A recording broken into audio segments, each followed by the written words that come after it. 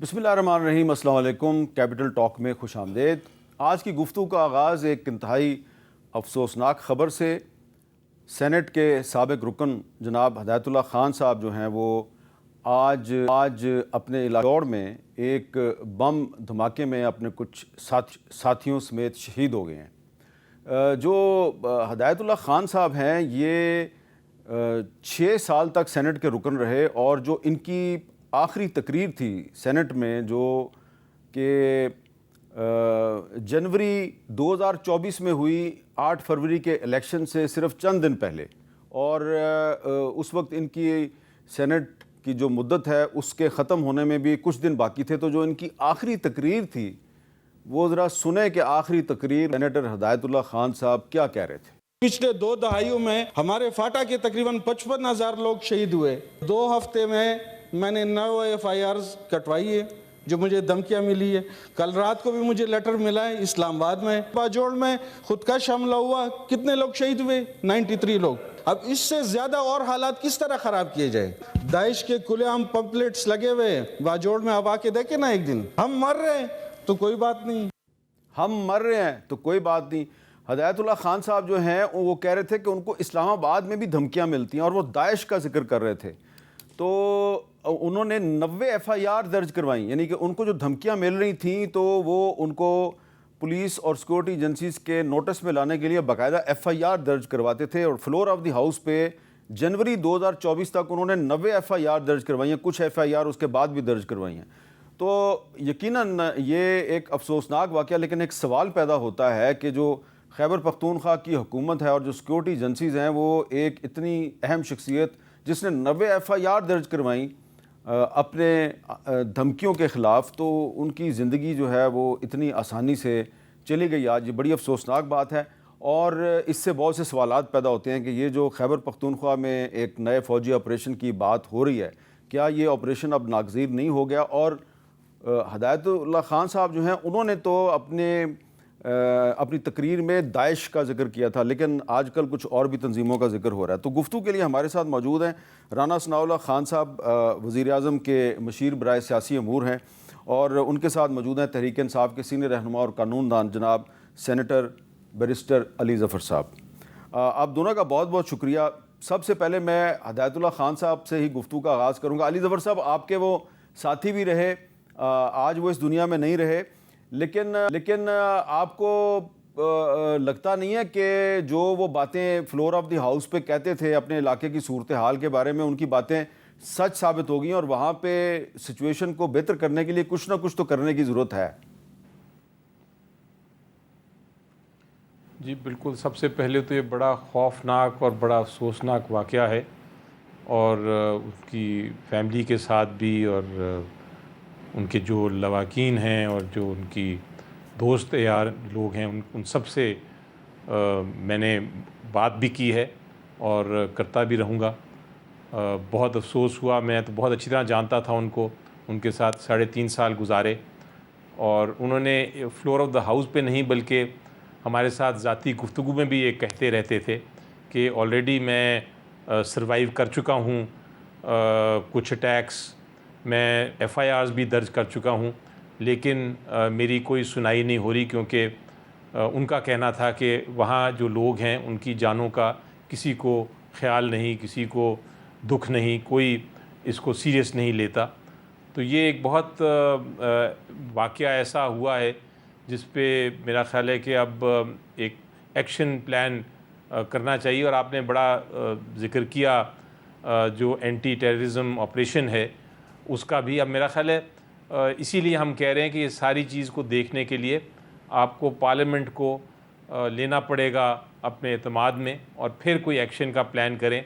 ये जिस तरह हुकूमत ने एकदम अनाउंस कर दिया कि हम एक्शन करने लगे हैं और ग्राउंड रियलिटीज़ का कोई ख्याल नहीं, उसको कोई किसी पब्लिक को अपने साथ सपोर्ट में नहीं लिया, ये सारी ऐसी बातें थीं जो कि हम कर रहे थे और हम कह रहे हैं अभी भी कि ये कोई एक्शन लेने से पहले आप एतमाद में लें पार्लियामेंट को, क्योंकि उसके बगैर इस किस्म का एक्शन नहीं हो सकता।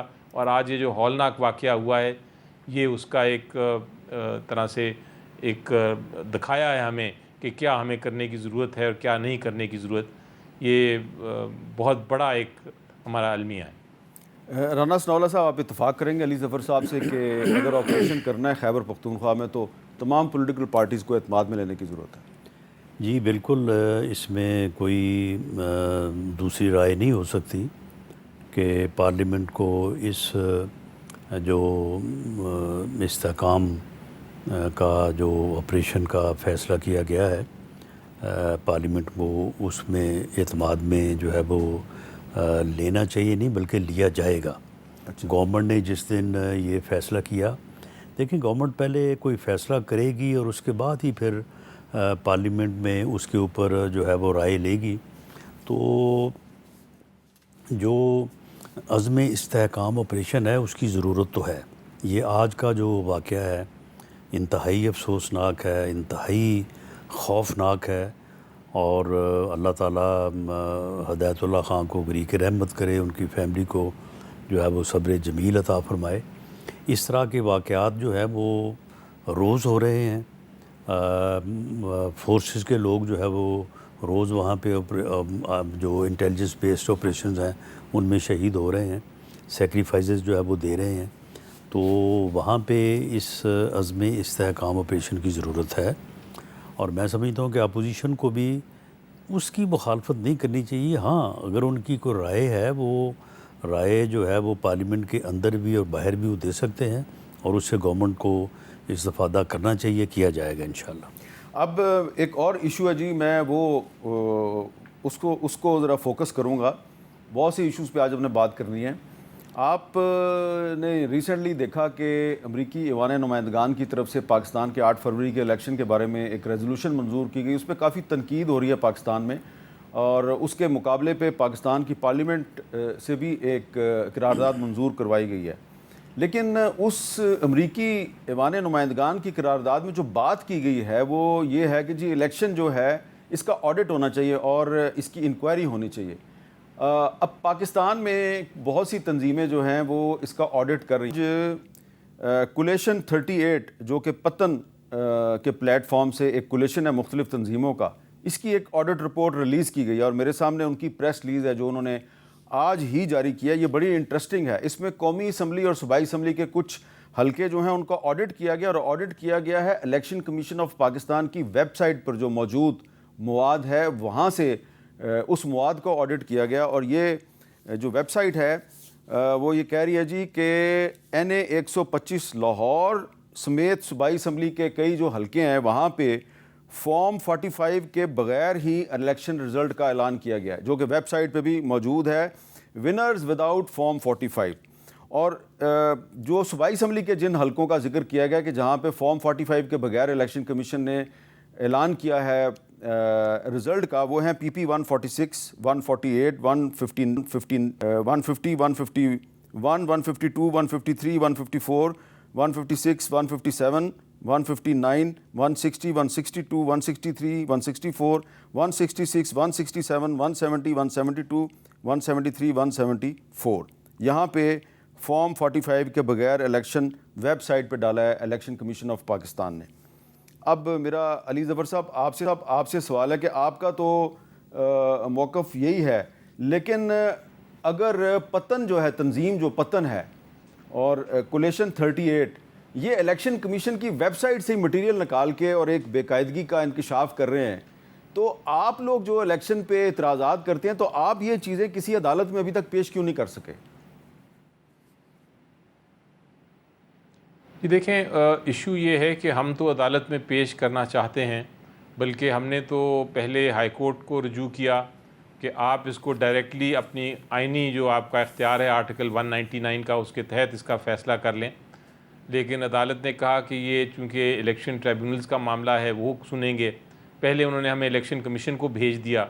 बहुत सारे लोग इलेक्शन कमीशंस गए, मैं भी वकील हूँ उन केसों में, जहाँ इलेक्शन कमीशन को हमने कहा कि इतना क्लैरिटी है फॉर्म 45 और उसमें जो इश्यूज़ हैं सब नज़र आ रहे हैं कि कौन जीता कौन हारा, तो आप फ़ैसला कर दें।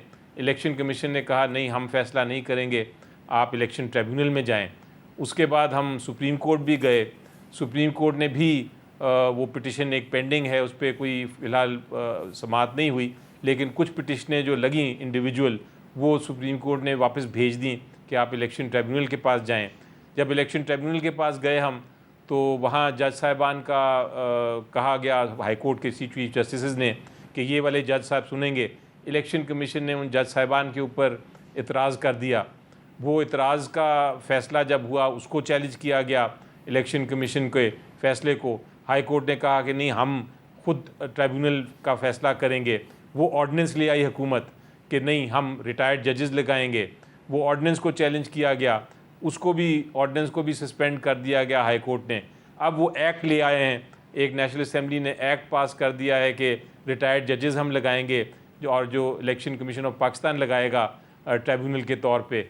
वो कल सेनेट में भी पेश हो रहा है ये कानून, और लगता यही है कि उसको बुलडोज़ किया जाएगा, उस पर कोई डिबेट नहीं होगी और वो उसको बुलडोज़ करके कानून साजी कर दी जाएगी। तो ये मुश्किलात का सामना हम कर रहे हैं। हुकूमत भाग रही है, ऑडिट्स तो हो रहे हैं, वो तो इंडिविजुअल हो रहे हैं या इंस्टीट्यूशंस कर रही हैं, लेकिन जो फ़ैसला करना है अल्टीमेटली वो अदालतों ने करना है। और मैंने आपको अदालतों की एक स्टोरी सुना दी, एक समरी फॉर्म में सुना दी कि किस तरह हमारे साथ हो रहा है। अच्छा, ये तो अदालतों की बात पोजीशन है और यही हकायक हैं। राना साहब, मेरा सवाल ये है कि इलेक्शन कमीशन ऑफ पाकिस्तान जो है, उसने ये जो पतन की प्रेस रिलीज़ है, इसमें जो उन्होंने फैक्ट्स लिखे हैं ऑडिट के, कि ईसीपी ने NA 125 और बाकी जो सूबाई असम्बली के हल्के हैं, यहाँ पे फॉर्म 45 की बजाय फॉर्म 46 लोड किया हुआ है अपनी वेबसाइट पे। ये जो इलेक्शन कमीशन ऑफ पाकिस्तान, अब इलेक्शन को भी 3-4 महीने हो गए हैं, तो इलेक्शन कमीशन ऑफ पाकिस्तान की नाअहली, इनकम्पिटेंस है, इससे पाकिस्तान के लिए मसाइल नहीं पैदा हो रहे आलमी सतह पे? देखें, इससे पाकिस्तान के लिए मसाइल जो है वो पैदा अगर हो रहे हैं या उनको पैदा किया जा रहा है, और दुनिया को ये बताने के लिए जितना ज़ोर लगाया जा रहा है, अगर उससे कम जो है वो यहाँ पे मुल्क का जो निज़ाम है इसको सही करने पे लगाया जाए, बैठा जाए, बैठ के बात की जाए। आखिर यही पार्लियामेंट है, यही सियासी जमातें हैं, यही पॉलिटिशियंस हैं, उन्होंने निज़ाम को बेहतर करना अगर निज़ाम में कोई ख़राबी है। तो मामला ये है कि ठीक है, अली ज़फ़र साहब ने ये अपनी पिछले 4 माह की सारी रूदात जो है वो सुनाई है। अब अगर मैं रूदात सुनाने लगूँ तो वो 3.5 पौने 4 साल पे मबनी है। हम भी 3.5 पौने 4 साल इसी तरह से भागते रहे हैं अदालतों में। हम भी ये कह रहे थे कि जी RTS बैठा दिया गया और बग़ैर जो है वो यानी अथेंटिसिटी के रिज़ल्ट्स अनाउंस कर दिए गए, हमारी सीटें हमसे छीन ली गई। और उस वक्त जो हुकूमत थी वो ये कह रहे थे कि जी देखें, ट्रिब्यूनल्स बने हुए, जाके ट्रिब्यूनल्स में अपना जो है वो मुकदमा पेश करें। और अगर हमने पार्लियामेंट में बात की तो उन्होंने कहा कि जी देखें, पहले जुडिशल कमीशन बना था, उससे भी कुछ हासिल नहीं हुआ, आए बैठे पार्लिमानी कमीशन बनाते हैं, पार्लिमानी कमीशन में बैठ के ये पूरा इलेक्शन का जो सिस्टम है इसको सही कर लें। हमने कहा चलें ठीक है जी, बैठने को तैयार हैं। जब वो पार्लिमानी कमीशन बना, उसकी एक मीटिंग हुई, उसके बाद पौने 4 साल जो है वो दूसरी मीटिंग नहीं हुई। तो मामला ये है कि प्राइम मिनिस्टर ने आज भी, यानी ये चंद दिन कबल, उन्होंने पार्लियामेंट में on the floor of the house कहा है कि अगर इन मसाइल को आपने हल करना है, ये कोई मसाइल या मुश्किलात ऐसी नहीं है कि जी ये अब पैदा हुई हैं और इनको दरपेश हैं, ये इससे पहले भी जो है वो दरपेश रही हैं। बैठ के बात करें और उन चीज़ों का हल निकालें। जी अली ज़फ़र साहब, इस पे आप क्या कहेंगे? आप तो हमेशा से मुज़ाकरात के हामी हैं, तो अगर शहबाज शरीफ साहब ने कौमी असम्बली में मुज़ाकरात की पेशकश की है, तो ये क्यों कहा जाता है हमने आपसे मुज़ाकरात नहीं करने, हमने तो इस्टेब्लिशमेंट से मुज़ाकरात करने? जी देखिए, इस पर बहुत बार बहस हो गई थी। मेरा अपना व्यू तो इनिशियली बिल्कुल यही था कि हमें मुज़ाकरात का जो दरवाज़ा है वो कभी भी बंद नहीं करना चाहिए, किसी भी सियासी जमात को नहीं करना चाहिए। आखिरकार सियासी जमातों ने ही बनाया था ये मुल्क, और सियासी जमातों ने ही हर मार्शल लॉ का मुकाबला किया है, और सियासी जमातों ने ही कोशिश की है कि जमहूरियत हो इस मुल्क में, क्योंकि वो बनती ही जमहूरियत के लिए हैं। लेकिन इस वक्त इशू ये अब हो गया है, इतनी बार ये बात हो गई, लेकिन अब अल्टीमेटली फ़ैसला यही हुआ है कि कोई मुज़ाकरात नहीं होंगे और नहीं हो सकते, क्योंकि एक तरफ मुज़ाकरात की बात होती है और दूसरी तरफ उसके डबल तशद्दुद हो जाता है। तो ये नहीं हो सकता कि आप साथ मारते भी रहें, पीटते भी रहें और साथ ये भी कहें चलें मैं दोस्ती का हाथ आगे बढ़ाता हूँ, ये मुमकिन नहीं।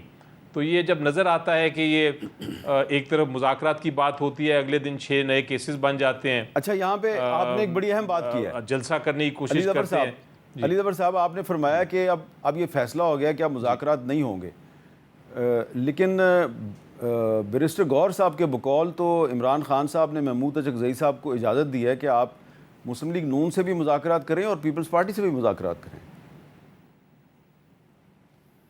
जी देखें, पीटीआई का जहाँ तक मौक़िफ़ है, पीटीआई का तो कोई मुज़ाकरात नहीं है और ये बड़ा क्लैरिटी से बात हो गई है। लेकिन जहाँ तक अचकज़ई साहब का ताल्लुक़ है, वो अगर बात करना चाहते हैं, उनको वो फ्री हैं, उनको तो कोई हमारी पाबंदी नहीं है। और अगर वो वहाँ से कोई ऐसा प्रपोज़ल लेके आते हैं जो हमसे पीटीआई से डिस्कस करना चाहते हैं, तो उसके लिए भी बिल्कुल हमारे दरवाज़े खुले हैं। हो सकता है ये एक ऑल्टरनेट रूट हो जाए, एक ऐसा रूट हो जाए जिसके तहत मुज़ाकरात का दरवाज़ा खुला जा सकता है। लेकिन फ़िलहाल जहाँ तक पीटीआई की पोजीशन है वो मैंने आपको क्लैरिटी से बता दी। मैंने ज़ाती बात तो बहुत बार की है और मैं अभी भी करता रहता हूँ कि कोशिश होनी चाहिए। और शायद ये अचकज़ई साहब वाला जो एक रूट है, ये शायद अगर कोई ऐसा प्रपोज़ल आता है उनकी तरफ से जिस पे गौर हो सके तो वो उसके लिए ओपन है। लेकिन पीटीआई ने कोई मैंडेट नहीं दिया। मैंडेट का मतलब ये होता है कि आपने एक इजाज़त दे दी कि आप हमारी तरफ से निगोशिएट करके फ़ैसले कर लें, ऐसी कोई बात नहीं। अच्छा, लेकिन ज़रा आपकी पार्टी के चेयरमैन जो हैं बैरिस्टर गौहर साहब, वो क्या कहते हैं, ज़रा सुने। हम इंशाअल्लाह ताला अब डायलाग इत्तेहाद के बेस पे भी महमूद खान अचकज़ई के सरबराही में अपना डायलाग कंटिन्यू करेंगे। आज खान साहब ने उसकी भी इजाज़त दी कि डायलाग को आगे महमूद खान अचकज़ई साहब भी आगे बढ़ाएं। 2 मुलाकातें हुई खान के साथ इस इशू पे। खान ने कहा कि एज ए पार्टी हमारा मौक़िफ़ तो अलग है कि हम इन लोगों के साथ नहीं बैठना चाहते, लेकिन चूंकि महमूद अचकज़ई साहब एक अलायंस का लीडर है और अलायंस की लीडर की हैसियत से अगर वो कोई इनिशिएटिव लेते हैं तो हम इसको इंडोर्स करेंगे। जी अली ज़फ़र साहब, मैंने आपको अली गौहर साहब का और असद कैसर साहब का भी बयान, जो दोनों के बयान सुनवाए हैं, तो क्या ये आपके ख्याल में ये बिल्कुल पार्टी लाइन के मुताबिक हैं? जी देखिए, आई थिंक वो अपने अल्फाज में बयान कर रहे हैं, मैं अपने अल्फाज में बयान कर रहा हूँ। पॉइंट ये है कि पीटीआई ने निगोशिएट कोई मुज़ाकरात नहीं कर रही, ना करेगी, ये बात क्लियर है। लेकिन अगर अचकज़ई साहब कोई मुज़ाकरात करते हैं अपने लेवल पे और फिर वो प्रपोज़ल लेके आते हैं तो वो दरवाजे हमारे खुले हैं। मेरा ख्याल है असद कैसर साहब भी और बैरिस्टर गौहर साहब भी यही बात कर रहे हैं और मेरा ख्याल है यही एक दुरुस्त बात है जिसके तहत हम एक ऑल्टरनेट दरवाज़ा खोल सकते हैं। अच्छा, अब राना साहब, फवाद चौधरी साहब ने खैर छोड़ दी है तहरीक इंसाफ, लेकिन आजकल शेख रशीद साहब, फवाद चौधरी साहब, अली जैदी साहब, ये पहले खामोश थे, अचानक इन्होंने बोलना शुरू कर दिया। फवाद चौधरी साहब ने एक बात की है, ज़रा आप सुने वो क्या कह रहे हैं। मुसलसल ये बात जो है वो कही जा रही है कि जो भी तहरीक इंसाफ के खिलाफ हो रहा है, एस्टैब्लिशमेंट करवा रही है। एस्टैब्लिशमेंट कैसे करवा रही है? 2 अफराद हैं जिन्होंने सर्व किया है हर उस काम को जो तहरीक इंसाफ को नुकसान पहुंचा सकता है। एक चीफ जस्टिस फायज ईसा साहब है और दूसरा चीफ इलेक्शन कमिश्नर राजा सिकंदर सुल्तान। तहरीक इंसाफ के जो लीडरशिप है उनसे मैं ये कहता हूँ ये रेफरेंसेस फाइल करें, और अगर आप रेफरेंसेस फाइल नहीं करते, आप इमरान खान को जेल में रखने में मोहम्मद मावन का किरदार अदा कर रहे हैं, पार्टनर का किरदार अदा कर रहे हैं। अच्छा, ये फवाद चौधरी साहब की राय है कि इस्टेब्लिशमेंट कुछ नहीं कर रही, जो भी कर रहे हैं काजी फायज ईसा साहब और सुल्तान सिकंदर राजा साहब कर रहे हैं। ये अपनी अपनी राय जो है वो हो सकती है, लेकिन मामला ये है कि जो भी हो रहा है उसमें पीटीआई का अपना कितना रोल है ये भी तो देखा जाए ना। अब अगर पीटीआई जो है, वैसे पीटीआई तो खैर लफ्ज़ी इस्तेमाल हो रहा है, बाकी पॉलिसी तो इमरान खान साहब की है और वो इस पॉलिसी पे जब वो पौने 4 साल गवर्नमेंट में रहे हैं तो इसी पे कारबंद रहे हैं। वो किसी कीमत पे मामला फहमी को तैयार नहीं है और उनका एजेंडा वही है कि मैं किसी को नहीं छोड़ूंगा, मैं किसी के साथ नहीं बैठूंगा। अगर मैं हूँ तो पाकिस्तान है, अगर मैं नहीं हूँ तो फिर कुछ भी नहीं है। तो फिर इस सूरत में तो फिर मेरा ख़्याल है कि फिर रूल्स का, आइन का हवाला देना तो फिर बिल्कुल बेसूद है। ये तो फिर लड़ाई है ना। उसमें तो फिर जिससे जो हो सकेगा वो करेगा, तो फिर वाह, ठीक है। सीधी बात कर दी अली ज़फ़र साहब, राना सनाउल्लाह साहब ने, कि भाई ये लड़ाई है, फिर इसमें जिससे जो होगा वो करेगा, क्योंकि पहले भी यही हो रहा था, अब भी यही हो रहा है। तो लेकिन आपकी पार्टी में कुछ लोग कहते हैं जी वो इमरान खान साहब अभी तक रहा नहीं हुए, तो ये पार्टी के वकीलों और पार्टी की क़यादत की बहुत बड़ी नाकामी है। तो ये नाकामी जो है ये पार्टी के वकीलों की और पार्टी की क़यादत की है या हुकूमत की कामयाबी है, जिसने मुकदमे इतने बना दिए हैं कि रिहाई मुश्किल हो गई है? जी देखिए, यकीनी तौर पे जो स्ट्रेटजी थी वो तो ये थी कि हमने मुकदमे बनाने हैं और सज़ाएं देनी हैं। और मेरा ख्याल है 100 से ज़्यादा मुकदमे बनाए गए सिर्फ इमरान खान साहब के ख़िलाफ़, और उसके बाद 3 मुकदमात में तो सज़ा भी हो गई, और वो जो सज़ाएं हुई जिस तरह हुई वो पूरी दुनिया ने देखा, वो सबके सामने है। अब वो 3 केसेस जिनमें सज़ाएं हुई हैं उनमें से 2 केसेस की सज़ाएं जो हैं वो तो एक की तो ख़त्म ही हो गई है सज़ा, और एक की मुअत्तल हो गई है जो हाई कोर्ट ने ऑर्डर्स पास किए हैं। यानी कि मैं साइफ़र केस और तोशा खाना केस की बात कर रहा हूँ। अब एक केस रह गया है इद्दत केस का, और वो भी अपील में है, उसकी भी समाअत 12 तारीख से पहले पहले उसका फ़ैसला आना है। अच्छा, उसकी स्ट्रेटजी हमारी बनी हुई है, वो आखिरी रह गया है केस। अगर इंशाल्लाह उस केस में फ़ैसला हो जाता है तो फिर उसके बाद कोई ऐसा केस नहीं जिसके तहत ख़ान साहब को जेल में रखा जा सके। तो ये रिहाई की बात तकरीबन अब ऐसी स्टेज पे आ गई है कि अब वो किसी वक्त भी हो सकती है। इसलिए जो मुश्किल वक्त था वो गुज़र चुका है, बिल्कुल यकीनी तौर पे बड़ा मुश्किल वक्त था, और उस वक्त लग रहा था कि केस पे केस हो रहा है और अदालतें जो हैं वो प्रेशर में हैं, और जज साहिबान जो हैं उनको ब्लड प्रेशर हो जाता था, इतना प्रेशर था उनके ऊपर, लेकिन वो फिर भी फ़ैसला करते रहे। तो वो उस वक्त बहुत मुश्किल वक्त था। अब तो काफ़ी आसानियाँ पैदा हो गई हैं क्योंकि हमारी लीगल स्ट्रेटजी अब काम कर रही है। अच्छा, आपने अभी जिक्र किया था हमारे माजी के जो लोग थे, आपने फवाद चौधरी साहब का जिक्र किया और बाकी लोगों का जिक्र किया, और राना सनाउल्लाह साहब से सवाल भी पूछा। तो मैं सिर्फ उसमें एक चीज़ ऐड करना चाहता हूँ, और वो ये है कि जिन लोगों ने छोड़ा पार्टी को, वो हो सकता है उन्होंने बड़े मुश्किल वक्त में ही छोड़ा हो। उन्होंने क्यों छोड़ा हो, टॉर्चर की वजह से, थ्रेट्स की वजह से, क्या उनकी वो मसाइल थे वो मुझे नहीं पता। इसलिए मैं पीटीआई का जहाँ मौक़िफ़ है, हम उनके ख़िलाफ़ बात नहीं करना चाहते।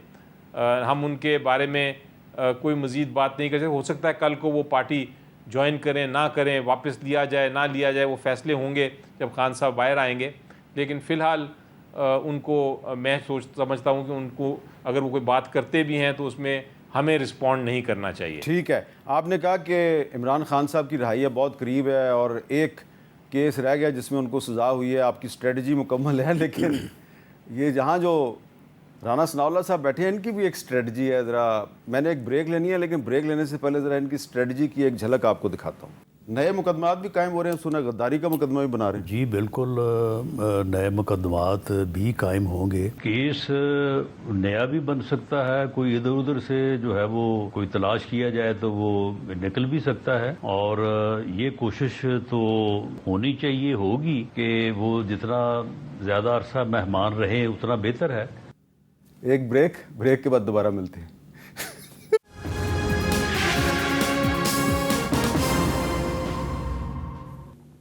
कैपिटल टॉक में दोबारा खुशामदीद।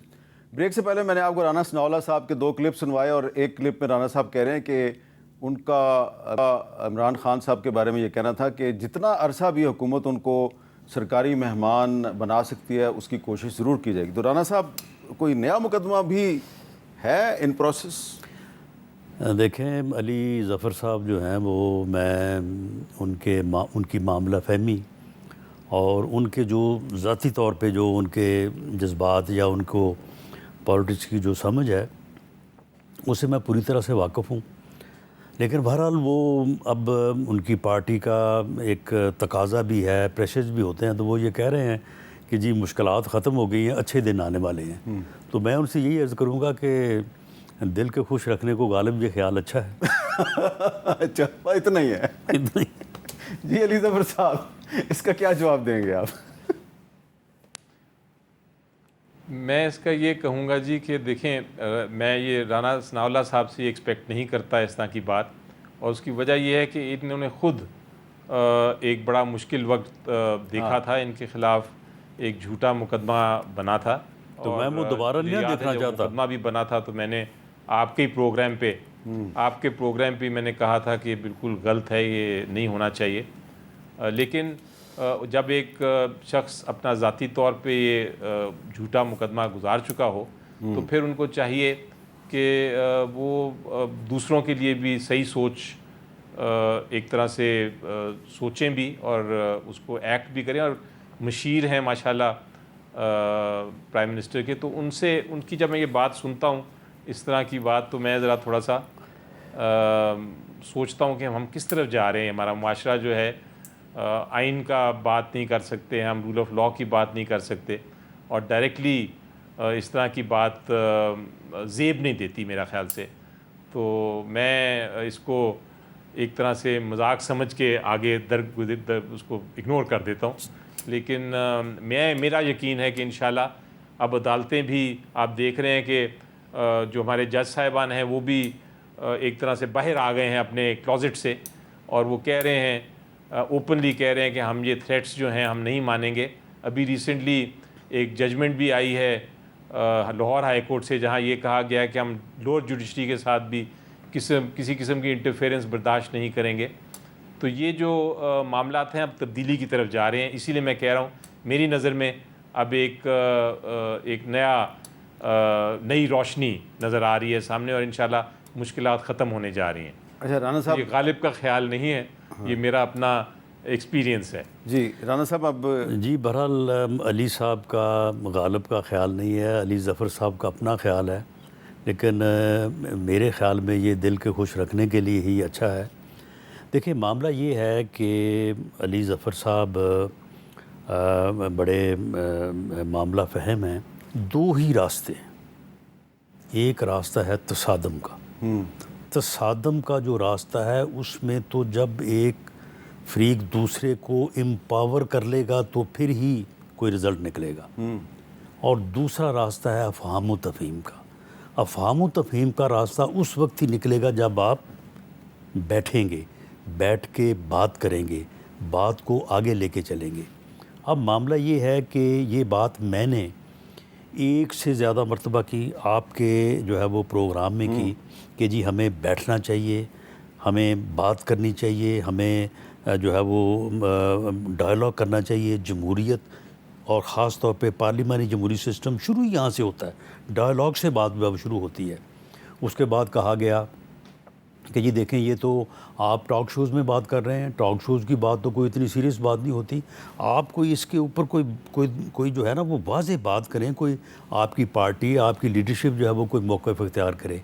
अब उसके बाद प्राइम मिनिस्टर ने on the floor of the house parliament में ये बात कर दी। अब उसके बाद भी अगर अफ़हाम व तफ़हीम का रास्ता, डायलॉग का रास्ता, जमहूरियत का रास्ता नहीं अपनाया जाना तो फिर दूसरा रास्ता तो एक ही है, वो तसादम है। तो जब फिर तसादम है तो फिर उसमें फिर लिहाज किस बात का? आपका ख्याल है कि इमरान खान साहब ने ख़ुद सोच समझ के तसादम का रास्ता इख्तियार किया हुआ? जी उन्होंने 2014 से ये रास्ता इख्तियार किया हुआ है और इन 10 साल हो गए हैं।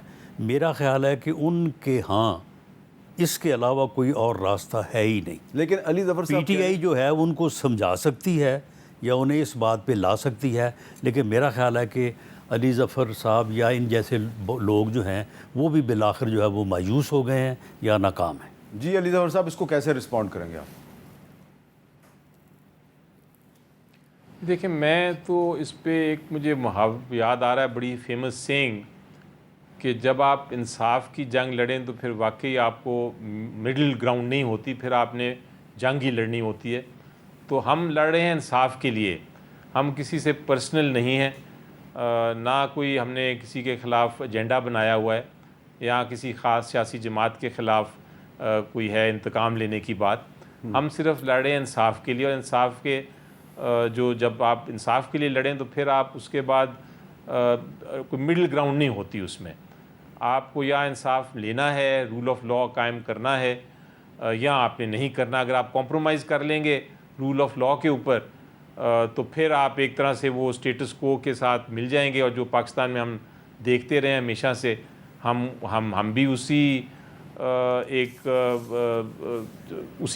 रोशनी में हम भी कुचले जाएंगे और पाकिस्तान का नुकसान होता रहेगा। लेकिन अगर हमने खड़ा होना है रूल ऑफ लॉ के लिए, अगर हमने इंसाफ की जंग लड़नी है, अगर हमने लोगों की जो उमंगें हैं वो पूरी करनी है, तो फिर हम ठीक है, हम बर्दाश्त करेंगे। अगर कोई जुल्म होता है, अगर कोई केसेस बनाते हैं, हम बना के देख लें, वो हम भी देख लेंगे कि कब हमें इंसाफ मिलेगा। तो ये थ्रेट जो है, इससे तो पीछे पीटीआई नहीं हटेगी इस थ्रेट की वजह से। अच्छा जी, मैं यहाँ पे ब्रेक लेता हूँ और ब्रेक के बाद एक बड़ा ही अहम इशू है, उस पर भी बात करते हैं।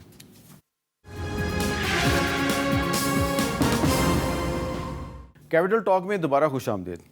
कल स्पोर्ट्स जर्नलिस्ट डे था और क्योंकि राना सनाउल्लाह साहब के पास एक ऐसी वजारत का चार्ज भी है जिसका ताल्लुक स्पोर्ट्स के साथ बनता है, तो वो एक इस्लामाबाद में एक तकरीब में मेहमान ख़ुसूसी थे। वहाँ पे उन्होंने एक बड़ी ही अहम बात की है जिस पे कि जो स्पोर्ट्स के हलकों में नहीं बल्कि अवामी हलकों में भी बड़ी बहस हो रही है। क्या कहा राना साहब ने, ज़रा सुने। पीसीबी समेत फेडरेशंस हैं, हर जगह पे कोई ना कोई काबिज़ है और ऐसे लोग काबिज़ हैं, उनमें से अक्सरियत जो है वो रिटायर्ड लोगों की है। सिर्फ इसलिए बैठे हैं जो मुराद हैं, जो फैसिलिटीज़ हैं, उनको हासिल कर सकें। 25 करोड़ की ये नेशन है और ये ओलंपिक्स का जो इवेंट है, इसमें छोटे छोटे मुल्क जो हैं उनके भी बड़े बड़े दस्ते हैं, 100-100, 150-150, 200-200, 300-300, और पाकिस्तान से सिर्फ 3-4 लोग हैं और वो भी अपने ही बलबूते पे, उनमें 2 या 3 शायद वो शूटिंग में है और एक नदीम अरशद भी जो यहाँ तक पहुँचा है,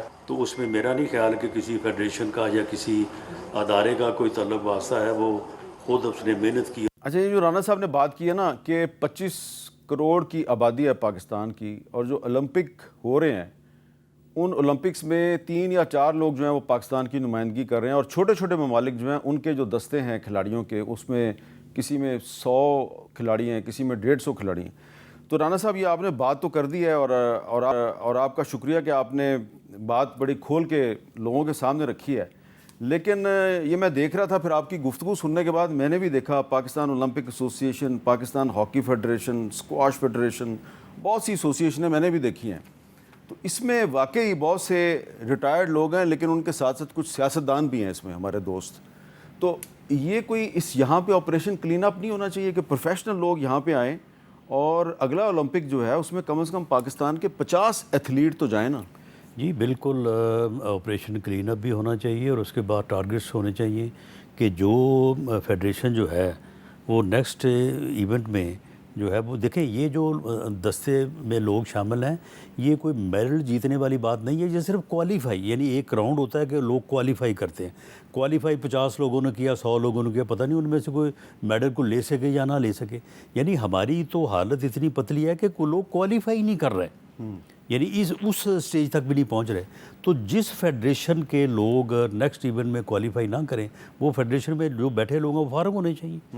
यहाँ पे इसमें अब नाम लेना मुनासिब नहीं है, ऐसे साहब भी हैं कि जो अपनी रिटायरमेंट के बाद 25 साल एक फेडरेशन के ऊपर काबिज रहे हैं। चले, आपने नाम नहीं लिया, लेकिन पाकिस्तान ओलंपिक एसोसिएशन जो है ये 2004 से जनवरी 2024 तक जनरल आरिफ हसन साहब के कंट्रोल में थी। 20 साल, 20 साल। तो 20 साल किसी ने उनको नहीं पूछा, किसी ने नहीं पूछा। अच्छा, और इसकी इनको मराद भी मिलती है और बाद में उनको पेंशन। और अब भी ऐसे ऐसे लोग काबिज हैं कि अगर गवर्नमेंट उनको पूछे, वैसे मेरा पूरा प्रोग्राम है, इरादा है कि पूछेंगे, तो पूछे तो गवर्नमेंट को लेने के देने पड़ सकते हैं। अच्छा, नहीं, लेकिन ये जो ऐसे ऐसे यानी ताकतवर लोग काबिज नहीं, लेकिन राना साहब, ये ताकतवर लोग जो हैं इनको बड़ी एहतराम से हम ये नहीं पूछ सकते कि भाई आप स्पोर्ट्स की मुख्तलिफ फेडरेशंस में इतने इतने सालों से बैठे हुए हैं, तो ओलंपिक्स में आप कोई बंदा जो है उसको क्वालिफाई नहीं करवा सके। तो इस पर अली ज़फ़र साहब, इस पर कोई अदालतें सो मोटो एक्शन क्यों नहीं लेती, हमेशा सियासी मामलात पे लेती हैं? ये बताएं ना आप। ये इस पॉइंट पे मैं राना सनाउल्लाह साहब की बिल्कुल हमायत करूँगा। ये एक ऐसा इशू है कि कैसे मुमकिन हो सकता है कि इतनी करोड़हा लोगों में से हम एक भी स्पोर्ट्स पर्सन नहीं प्रोड्यूस कर सकते ओलंपिक्स के लिए। हॉकी देख लीजिए, स्क्वॉश देख लीजिए, आप रेसलिंग देख लीजिए, आप शूटिंग यानी इतने इवेंट्स थे हमारे, जो कि हम नहीं कर सके। और आपको मैं एक वाक़या बताऊं, रिसेंटली जब मैं था इंटरिम कैबिनेट में, तो वहाँ एक हमारे पास एक काज़ाकिस्तान के लोग आए और जो सेंट्रल एशियन रिपब्लिक के लोग आए। उन्होंने कहा जी हम एक अपना ओलंपिक कर रहे हैं, ऐसी उसमें हमारी स्पोर्ट्स हैं जो कबड्डी मसलन, या हमारी जो एक कॉमन स्पोर्ट्स हैं इस एरिया की, उसका हम मिनी ओलंपिक कर रहे हैं, तो आप अपने लोग नहीं भेज रहे। तो मैंने कहा क्यों नहीं भेज रहे? उन्होंने कहा जी वो इतनी आपस में वो उनकी है कंपटीशन कि उन्होंने फैसला किया कि ना खेडेंगे ना खेडन देंगे, हम किसी को भी नहीं भेजते। तो उस ओलंपिक वाली जो मिनी ओलंपिक थी सेंट्रल एशियन में, पाकिस्तान का कोई कंटिजेंट गया ही नहीं, क्योंकि कोई कह रहा था कि मेरे लोग जाने चाहिए, कोई कह रहा था मेरे लोग जाने चाहिए, और वो दोनों ने आपस में लड़ाई की वजह से कोई भी लोग नहीं भेजे। तो ये हर लेवल पे ये हो रहा है, और ये एक ऑपरेशन क्लीन अप की ज़रूरत है। इसमें लीगल पोजीशन नहीं ले सकता अदालत, क्योंकि अदालत के पास कोई इख्तियार नहीं है, कोई कानूनी इख्तियार नहीं है कि वो उस पर कोई एक्शन ले आइन के तहत।